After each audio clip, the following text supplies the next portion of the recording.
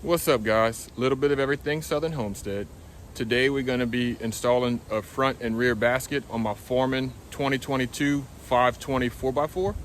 It's been a little while since we've seen each other, and that's because the garden has been decimated by the freeze. I have a few things in containers that still made it, but pretty much what we're doing is honeydews and gearing up for the spring. So we got some seeds to get started. We got some fig tree pruning to do. We got some propagation to do. We got some rabbit breeding to do, and we got a few other things. So we're gonna get this done today, and then we're gonna move on to some other things. The weather's kind of bad. It looks like it's wanting to start raining. So let's get it and get this done and see how it looks.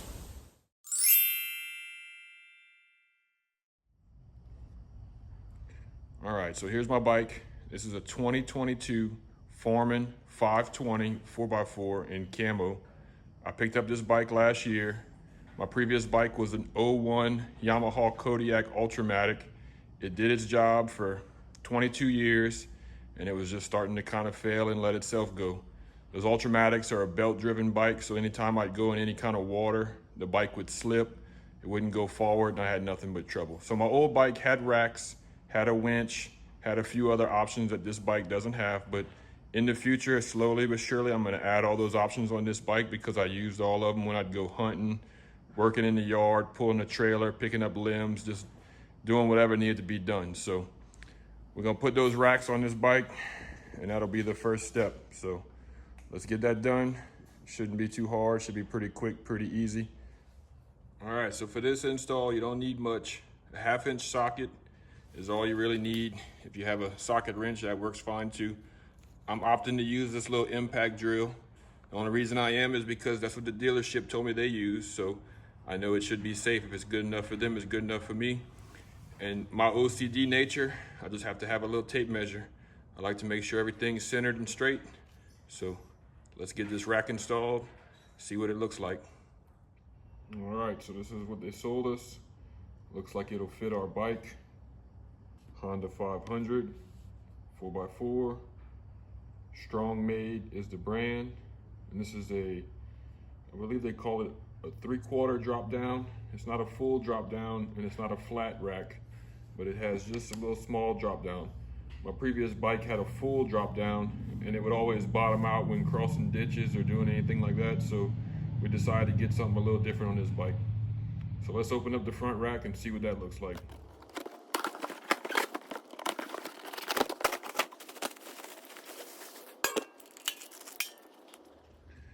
All right, so there's the front rack, all the hardware.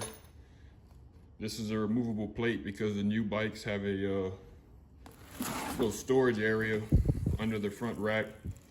The guy at the dealership told me that it's pretty much useless because if you use the wing nuts here, they eventually just vibrate loose and make all kind of noise. So he said just write the storage area off and just figure out something else. So this is just a flat front rack, just like I had on my old bike. Again, Strong Made is the brand. Super nice rack, good quality.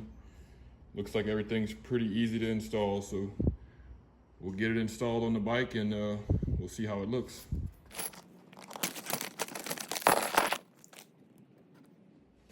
All right, at the rear of the bike, there is a storage area here, but it flips out this way, so the rack shouldn't affect it. The rest of this is just stuff underneath there, wiring and different things going towards the back of the bike.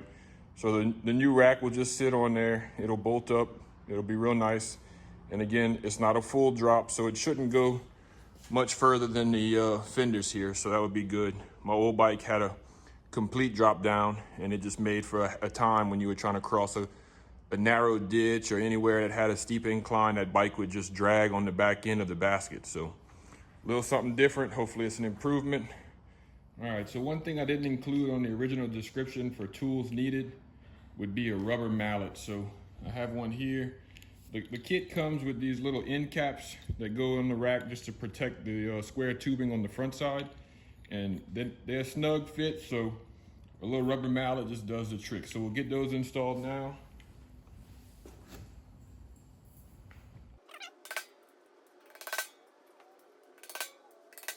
All right, just that simple. Make sure y'all watch them thumbs, cause that ain't no fun.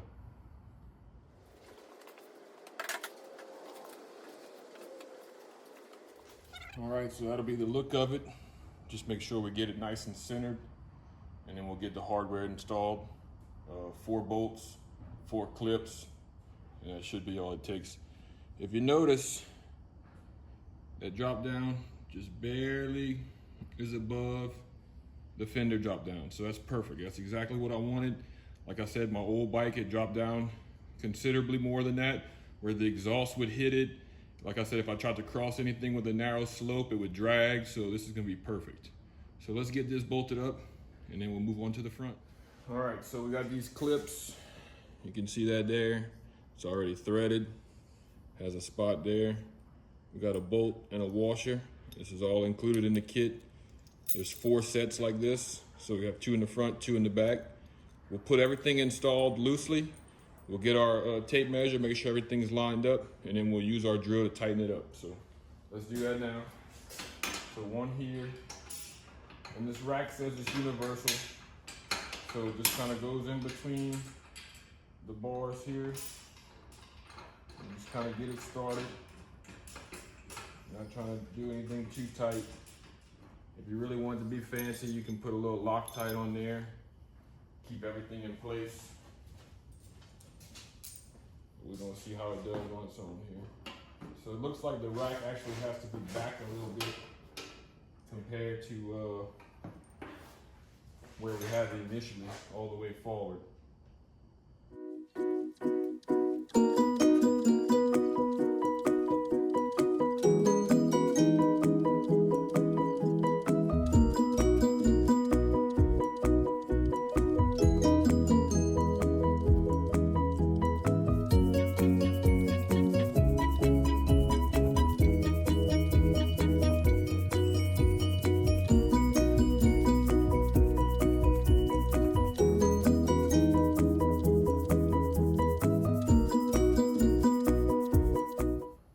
So we had a little trouble getting the bolts lined up. The diagram shows it here. The easiest way is to pull it away from the bar, put 2 turns into it, like to where you're threading the nut, then drop it down and then spin the bracket onto the bar. And that's what it shows right here. So that's what we did. Now we'll just measure, make sure the basket's nice and even, and then we'll tighten everything down with our drill.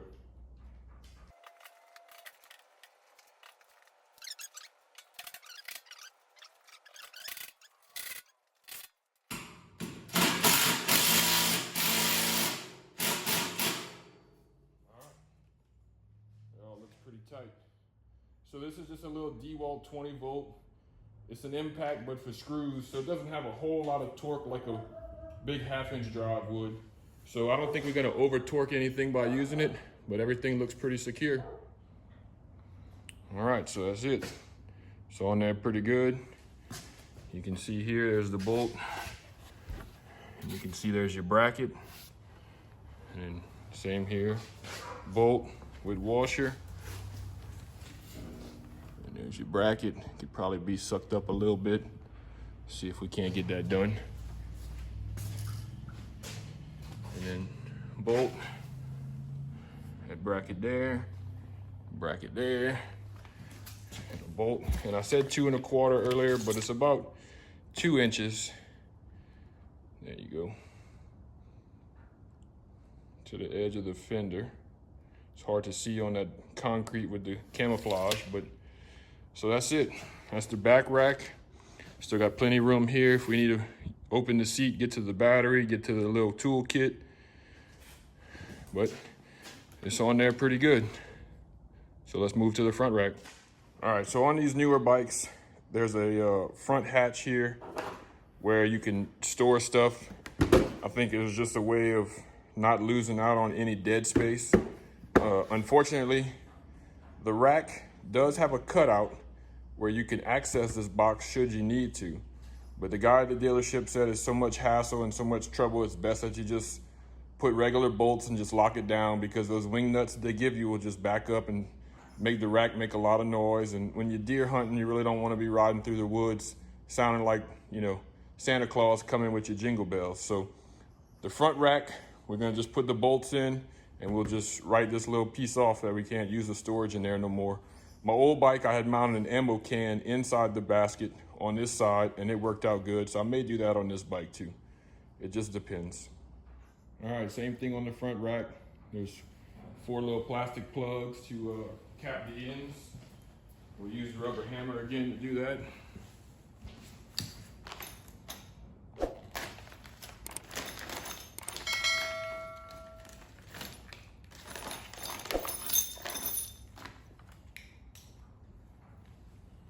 So there they are, there's 4 of them. They all go right here.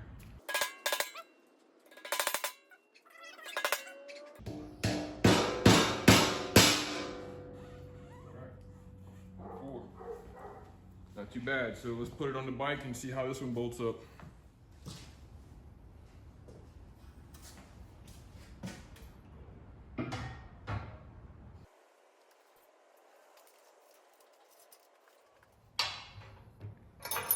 All right, so the same concept. Bolt, washer, bracket. It's hard to really see on their instructions. Everything's so dark. But it honestly looks like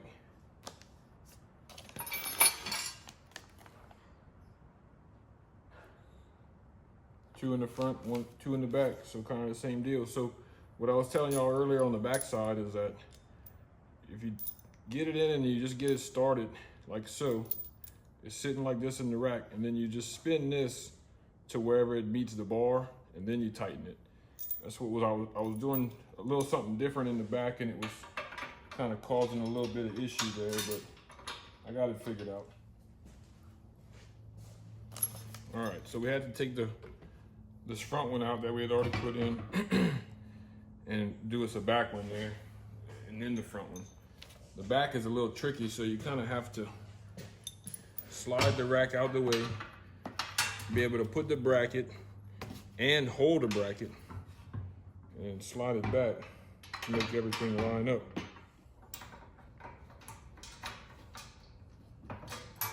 All right, so we got the 2 back ones in. They just kind of go at an angle there. Let's see where we stand on.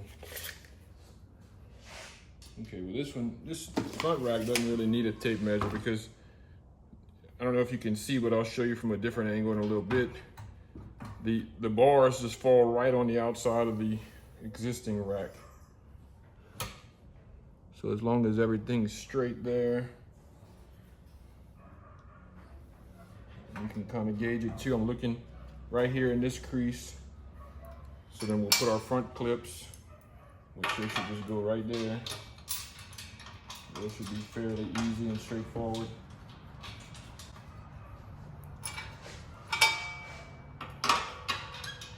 And there.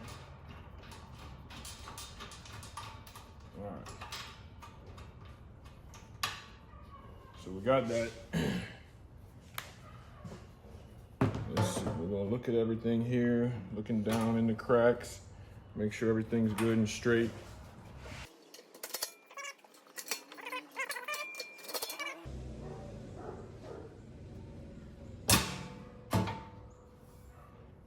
It looks pretty good there. See if I can show you what I'm looking at here.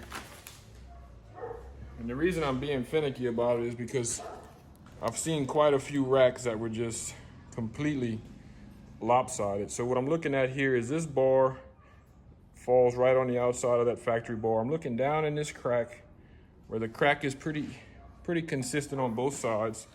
I'm looking across the front. Looks like maybe we can come forward just a little bit. Maybe it's a little twisted this way, but we'll work with it and get it as straight as we possibly can, and then we'll bolt everything up and make it tight. But so far it looks pretty good.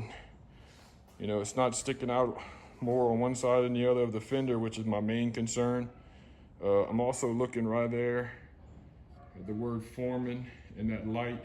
So it looks like it could shift just a hair to the left, but that's just me being OCD. I'm gonna figure it out, get it in the best possible position I can, and I'm gonna lock everything down. All right, so I noticed something that I did wrong and I fixed it. And as you can see, the gap right here is completely even. And what it was I had this bolt in this gap versus this back gap. So the bolts have to go in the back gap, and you can see I had to scoot this one over a little bit. Not a big deal, because it was making the whole thing kind of twist this way. So back gap, front gap, everything's sitting more flush and even and looks way better. So I knew I'd figure it out, just a matter of time. It took me a few minutes. I was about to just save the bike up, and then I noticed right at the last minute. So